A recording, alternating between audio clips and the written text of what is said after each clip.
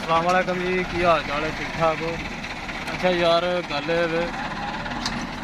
रेत की ट्राली साडा ड्राइवर लैके आया जी, बहुत नकम्मा ते बहुत पागल ते खोता ड्राइवर है साडा। आ जनाब वेख लो रेत की ट्राली फसा खड़ी, लितरां की कमी इस बंदे नूं छिदरां दी है, बहरहाल कोई नहीं गल। आ जनाब हुण ट्राली फसी उन्हें कट्टन लगा। टायर बहाओ जी, जो टायर फस गए। ट्रैक्टर का टायर बहाओ, ट्राली का टायर बहाओ जी। थले शानी थले परली साइड वालों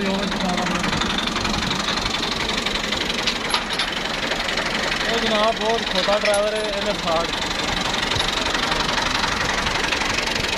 टायर फस गया जनाब, वो ट्राली का टायर फस।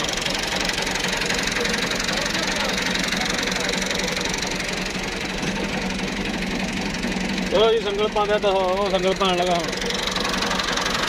संगल पान लगा। ये मैं आप कटांगा मैंने जान के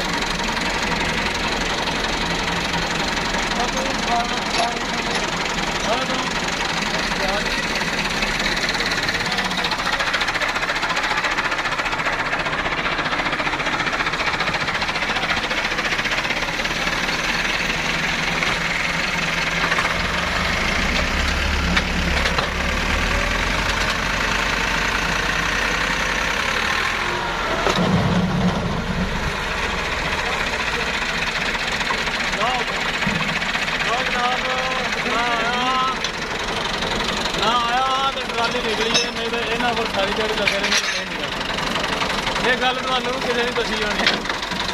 कदों दा कट्टियां